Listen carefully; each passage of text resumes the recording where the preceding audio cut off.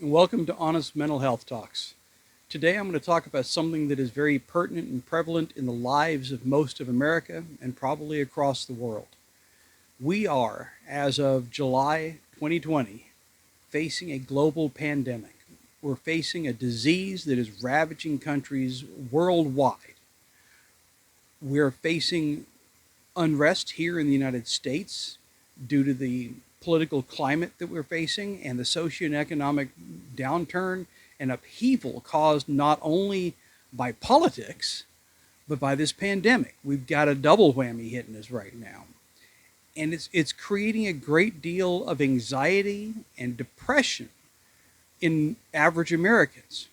And I wanted to point out that there's a big difference between being depressed and experiencing depression. The same as feeling anxious and experiencing anxiety.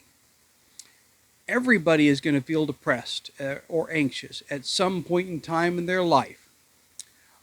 But depression and anxiety as a mental health diagnosis is when it becomes an overwhelming aspect of your mental health.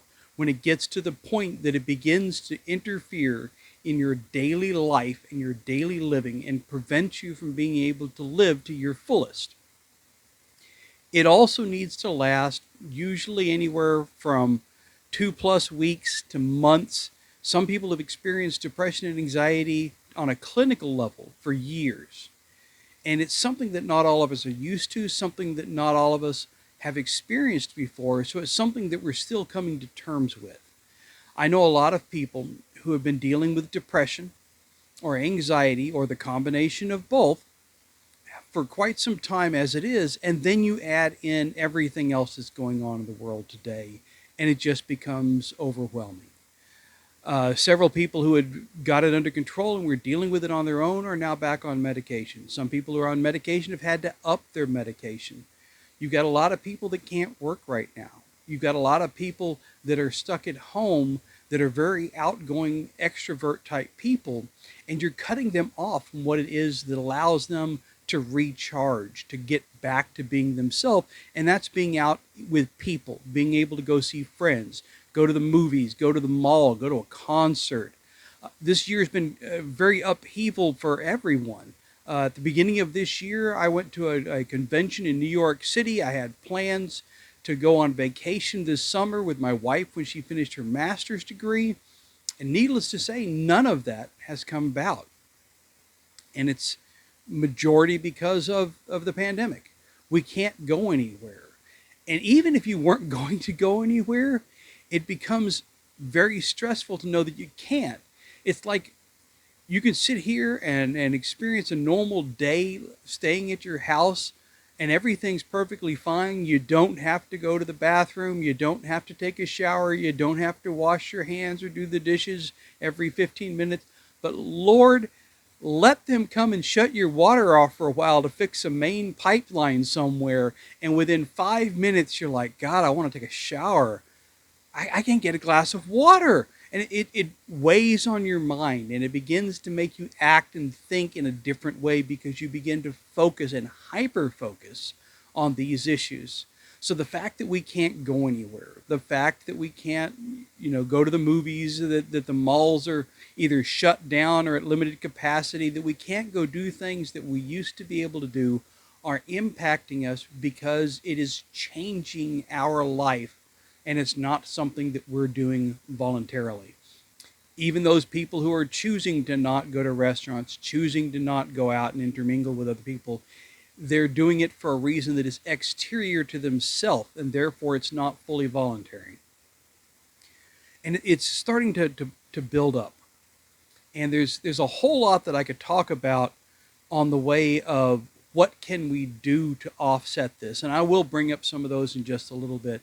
But the biggest thing right now to realize is that first off, you're not alone in this.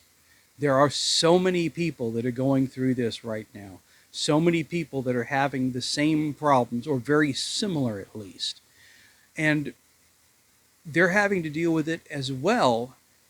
And they're not saying anything the same reason you might not be saying anything. You don't want to sound like you're reaching out and asking someone to pity you. You're not. you're in a situation where you need help. It's like sitting here and saying that, well, I don't want to go to the doctor because I've got the flu. Well, why not? You've got the flu, go to the doctor. Sitting here and saying, well, I don't need to tell anybody I've got a problem because I'm dealing with my depression is no more self-righteous, any more good for the community than sitting here and saying, well, I'm not going to go to the doctor even though I've got the flu just because of the fact that I don't want people to think I'm crying out for help. If you're having problems, go get it taken care of. If you have a psychiatrist, you have a doctor who will talk to you about mental health issues, you've got a psychologist, you've got a therapist, you've got someone you can go. Talk to them. If you don't have anyone, then the first thing that you can do is Google free mental health in your community. There are dozens of different places scattered across the area that can help you. In the Denton area, there's Denton County MHMR. In the Dallas County area here in Texas, you've got the Metro Care. You've got these places around you that have these services available. Reach out to them. If they can't help you directly, a lot of the times they can point you in the direction of someone who can. If you're a religious type individual, call your clergy. See whether or not they can offer anything. See if there's anything they can help you with. They can usually, not always, act as a counselor for you or again act as a referral. So don't feel like you're being a burden to anyone else because your anxiety or your depression has ramped up because the world is changing. We don't know what tomorrow is going to bring. We don't know what's around the corner anymore. We're going to be facing a new normal when all of this is over. It's not going to be the same world we lived in at the end of 2019. I can guarantee you that. Things will be different. We just don't know what they are yet. And that in and of itself is causing stress for people because the changes aren't done. They're still happening. We're right in the middle of it. And we probably will be most likely through the end of the year till middle of next year, maybe all the way up to next summer or fall before all of this is settled down. And that sounds scary, but in all honesty, nothing you can do about that aspect of it. You can't individually go out and fix this. No one person is going to be able to cure COVID-19. No one person is going to be able to step up and say, okay, this is what we're going to do, and everyone does it, and that is going to take care of it on a global situation. It's simply not going to happen. You're not going to even see it in your city, much less your state, much less the country. No one person can change this. It's going to be a group effort. And we've got, at this point in time, at minimum, 2 separate groups fighting this from different directions. And both sides swear they're the right side, and neither side is willing to listen to the other, and it's not going to get us anywhere. So it's not going to change. Right now, we have to just ride it out. Think of this as a storm. Think of this like a hurricane or a tornado blowing through. You can go outside and tell the tornado, hey, stop it. People live here. Calm down, go somewhere else. There's a field over there. Go rip some grass up. Go knock a tree or 2 over. Leave the houses alone. Tornado doesn't care. COVID-19 doesn't care whether or not you believe that wearing a mask helps or not. It's going to infect those that it gets into. It's just going to happen. You can sit here and say, well, this is going to protect me because I'm a healthy young man, or this is going to help me because I prayed this morning, or this is going to help me because we've got a special type of ventilation system in our building. No, it's not. If you get exposed to it enough, you're going to catch it. If you're lucky, you're going to be part of the majority, and it's not going to affect you to any major degree short term. They still don't know what this is going to be like affecting us on the long term because it hasn't been around long term yet. It only was first diagnosed in the later part of 2019, thus the name COVID-19. So we haven't even had to deal with this for a year yet. We don't know long-term effects of this. They're saying that there are possible heart issues, there are possible lung issues, there are possible other blood clots, kidney issues, cognitive issues, all of this that could be things that are coming down the line. So we don't know. So don't sit here and think that, okay, I'm a weirdo because for some reason I'm scared about the fact that we're going through this pandemic. Everyone is. Everyone should be, at least. This is changing the world. I mean, you're looking at 140,000 plus people dead in the U.S. alone solely due to COVID-19, and you have the people who are responsible for collecting those numbers saying that that is a very low estimate. So yeah, this is going to change things. So don't feel like you're in a strange, weird headset because you're worried about this. We should all be concerned. Now, if it gets overwhelming, that doesn't make you bizarre or strange or messed up or anything. It just means you're feeling it more than someone else.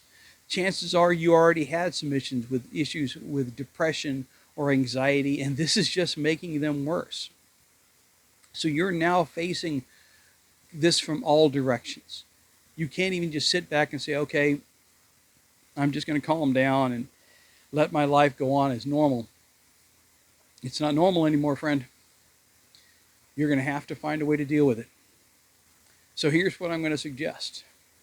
If you're getting to a point where the anxiety or the depression are getting too much, there are some things you can do to try to offset them a little bit. The biggest thing you can do, especially when dealing with your anxiety, is what they call in the mindfulness meditation community is living in the now. Ground yourself in the now. And that's what that means is you need to get to a point in your head in which you're not worried as much about what's going to happen tomorrow, since you can't impact that. You can change how you feel right now, and you can prepare for tomorrow. But not a one of us can change what has not happened yet. No more than we can change what has already happened. I can't reach back into the past and change what I did yesterday any more than I can reach into the future and change what I'm going to do tomorrow, because it hasn't happened yet. All I can affect is what I'm doing right here and right now. So that's what you need to work on. There are various ways to ground yourself. There is something called 5, 4, 3, 2, 1. It's a technique in which you sit there and you try to find the things around you that are current, that are there right now, that you can focus on. 5 things that you can see. Start with your sight. 5 things you can see. You can see the walls, you can see a door, you can see books, you can see a chair, you can see the table, you can see whatever is around you. The next would be 4 things that you can hear. What can you hear around you? Can you hear the air conditioning? Can you hear the fan blowing? Can you hear someone else talking in the next room or in this room, or someone actually just sitting there talking to you and you're kind of having difficulty being where they are with them on a mental level? And now you're going to need to find a way to ground yourself to have that conversation. What are those 4 things that you can hear? Next, what 3 things can you feel? If you're sitting down, can you feel the chair underneath you? Can you feel the floor on the bottom of your feet? Can you feel the clothes pressing against your skin? What 3 things can you feel? Your sense of touch. Next, what 2 things can you smell? Can you smell dinner cooking in the next room? Can you smell the cigarette that your friend was smoking? What can you smell? There's going to be at least 2 things. And the final thing is, what can you taste? Can you taste what you had for dinner? Can you taste the gum that you're chewing? Is there water there? You can take a sip of that and you can taste the water. Yes, water has a taste. It has a flavor. What are those things that you can do? And they hit with your senses, the 5, 4, 3, 2, 1, sight, sound, touch, scent, and then taste. So focus on those. Bring yourself back into the now. Another thing you can do is control your breathing. We all have to breathe. It's the one thing you can't live without. It's the thing that'll take you out the quickest if you stop doing it. So what can you do to control your breathing? Count it. I'm not saying like count each breath as in 1, 2, 3. No. Count how long you're taking a breath. And especially if you're getting anxious and there's a lot of anxiety built up, you're going to start breathing a little faster. This is going to help you slow it down. The suggestion that they give is to start with a 4 count. Inhale for 4 seconds. So breathe in and count in your head to 4. So it's hold it for a second, exhale.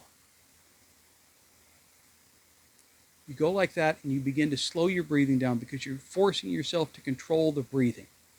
If you want to control it a little bit more, if you want to slow it down a little bit more, exhale longer than you inhale. Inhale to a count of 4, exhale to a count of 5. It'll slow your breathing down. When it slows your breathing down, it's going to slow your heart rate down. It's going to slow your mind down. It's going to tell your body, hey, I'm not in danger. Calm down.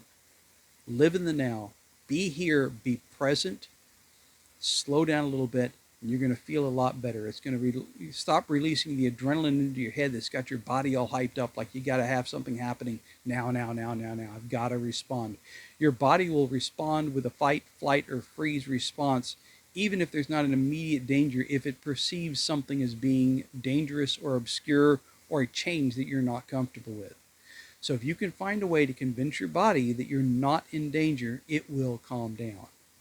Now, this isn't going to completely eradicate everything. It's not going to completely get rid of your anxiety or your depression, but it's going to help, and it's going to put you back in control, and that's what you need right now. You need to be in control of yourself. We'll talk some more about this later. We'll talk some more about COVID-19. We're going to talk more about depression. We're going to talk more about anxiety, and we'll talk more about how you can help you deal with all of this. Until then, take care of yourselves. Have a good day.